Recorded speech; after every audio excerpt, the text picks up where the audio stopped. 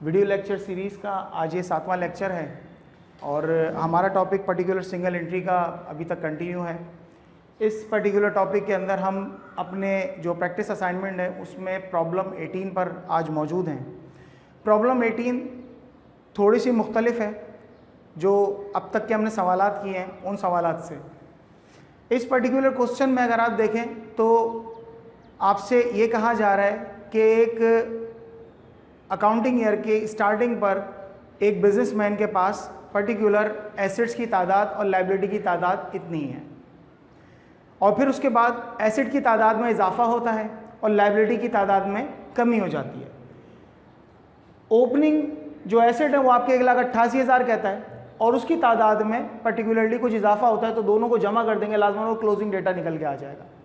फिर इसी तरह लायबिलिटीज़ थी ओपनिंग में 55,000 की और उसके अंदर कुछ कमी हुई तो वो क्लोजिंग डेटा हमारे पास निकल के आ गया।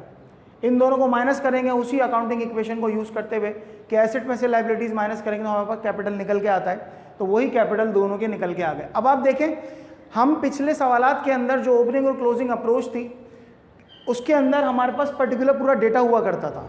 यहाँ उसने क्या करा है, पूरे एसेट्स निकाल कर दे दिए, पूरी लायबिलिटीज़ निकाल कर दे दी और आपको उस सवाल को सॉल्व करना है। वो सवाल को किसी भी अंदाज में घुमा सकता है, ये हमें अपनी पहचान है और ये हमारी अप्रोच है, आहिस्ता आहिस्ता इंशाल्लाह बिल्ड होगी कि जिसके ज़रिए हम ये पहचानेंगे सवालात की मेरिट क्या है। इस तरह हमारे पास ये ओपनिंग और क्लोजिंग कंप्यूटेशन कर दिया गया। अब आप सवाल की रिक्वायरमेंट देखें तो उसने क्या करा हुआ है, आपसे ये कहा है कि 2 केसेस दिए हैं और उन 2 केसेस को आपसे वही रिक्वायर कर रहा है कि सिर्फ प्रॉफिट एंड लॉस स्टेटमेंट बनानी है। तो हम क्या करेंगे, एक केस मैंने यहाँ पे सॉल्व किया है और एक केस आपका असाइनमेंट होगा। केस नंबर ए, अब आप ज़रा देखें तो कैपिटल एट एंड हमने कैलकुलेट किया, वो यहाँ ले लिया, ड्राइंग सवाल में मौजूद नहीं है। वो कहते हैं 42,000 for business use. Business use का मतलब ड्राइंग्स नहीं होती। हमें लफ्ज़ों को बहुत एहतियात से देखना और समझना है।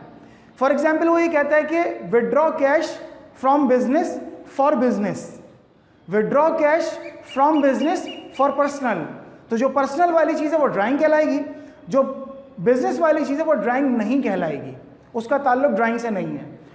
तो यहाँ पर हमारे पास टोटल कैपिटल वही 2,30,000, एट स्टार्ट हमने निकाला हुआ 1,33,000 और एडिशनल इन्वेस्टमेंट उसमें दी हुई है 20,000 की।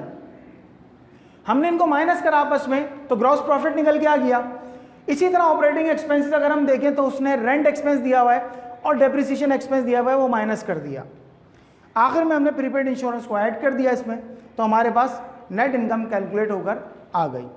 इसी तरीक़ेकार से जो इसकी केस बी है उसको भी हमने सॉल्व करना है इसी अंदाज में।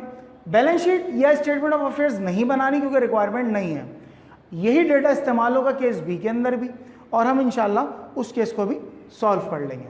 इंशाल्लाह अगली वीडियो में हम अगले क्वेश्चन के साथ हाजिर होंगे। मगर एक बात का बेटा ख्याल रहे कि आपने ये तमाम क्वेश्चंस मेरे साथ साथ सॉल्व करने हैं।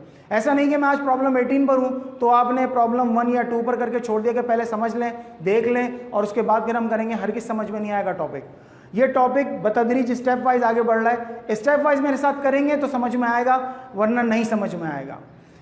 आगे इंशाल्लाह हम अगले लेक्चर में अगली प्रॉब्लम के साथ आएंगे। तो उम्मीद करता हूँ कि आप इस क्वेश्चन को आपने समझा होगा और अच्छी तरह से समझा होगा। अस्सलाम वालेकुम।